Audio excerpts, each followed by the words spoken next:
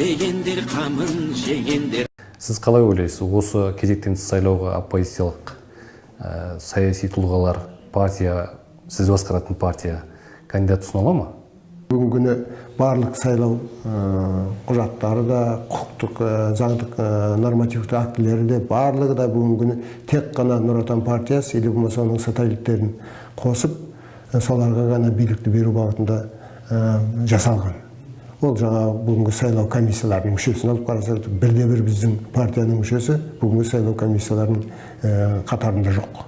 Бұның бәрі жаңағы бізді осы сайлауға қатыстырмау бағытында жасалып жатқан іс-әрекет. Әлеуметтік желілерді қарап отырсаңыздар, ананы ұсынсақ, мынаны ұсынсақ, анау болса, мынау болса деген көптеген ой пікірлер бар ғой. Егер де осының бәрі, осы азаматтардың бәрі өздерінің жеке қарабасының амбициясын шегеп, ортақ пікірге келіп, бір шешімге келіп жатса, ең керемет мәселе сол болар еді. Әлі талқылаған жоқсыздар ғой сонда? Ол енді қазір талқылаулар жүріп жатыр ғой, көреміз не болатын, не бітетін. Келіссөздер, Иә. Енді мұндай тәжірибе сізде бұрында да болды ғой, мен ұмытпасам 2005 жылы Қазақстан президентіне кандидатураңызды ұсындыңыз ғой сіз. Сонда оппозицияның атынан ортақ кандидат есебінде түскенсіз, ұмытпасам. Бір осы кезде пайдалануға болады ма сол кезде жинаған тәжірибелеріңізді?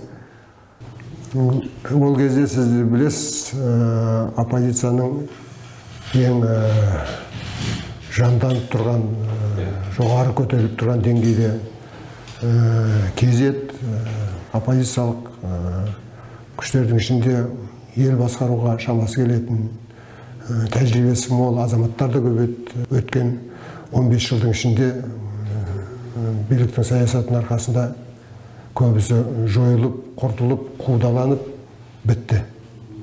Сондықтан әрине бүгінгі күні ортақ кандидатура табу, ортақ демократиялық күштердің ішінен осы жарайды ғой деген азаматты табу оңай нәрсе емес. Мен шындығын айтайын.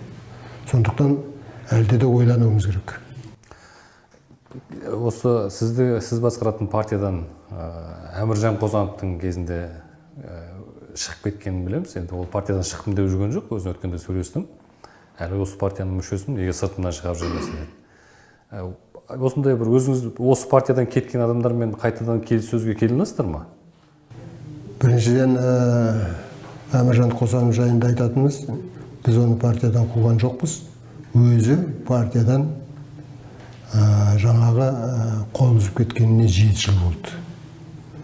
Егер де ол бүгінгі қоғамдық ұйымдардың жалпы саяси көзқарасы өзгеше деген жаңа демократиялық күштердің арқасында өзін бірегей осымен дайынмын дейтін болса, солардың келісімін алып қараса, біз қарауға дайынбыз, оның да кандидатурасын. Бірақ біздің соңғы кезде айтарымыз, бұл мәселені бәрі тағы да қайталап айтамын, съезде шешіледі. Зәуреш Батталовамен де осындай бір кішкене конфликт болған сияқты осы партияның ішінде. Зәуреш Батталовамен ешқандай конфликт болған жоқ. Ол кісі бізде бір жылдай біздің партияның президиумының төралқасының басшысы болып істеді, кейін өз арызымен келіп қалды. Бұл жерде оның саяси көзқарасында емес, оның жаңағы басқа да бір бізде келіспеушілік емес, ең басты бұл жердегі мәселе ұйымдастыру мәселесі төңірегіндегі, басқару стиліндегі өзінің жаңағы әрекеттерімен байланысты кетті деп ойлаймын.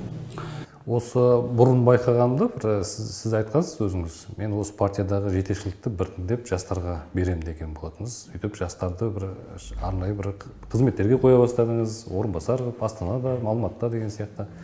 Осы процесс қалай болып отыр? Енді нақты сіздің партиядан кандидат бар ма ұсынылуы мүмкін дейтін?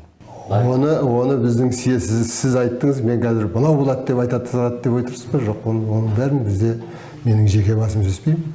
Оны біздің партияның съезі шешеді. Екіншіден, партияның жаңғыру процесі жүріп жатыр. Бүгін күнде жай отырған жоқпыз. Осы мәселе төңірегінде көптеген келіссөздер, көптеген жаңағы ұсыныстар, көзқарастар бар. Сол бағытта қазір партияның жаңғыру процесі жүріп жатыр.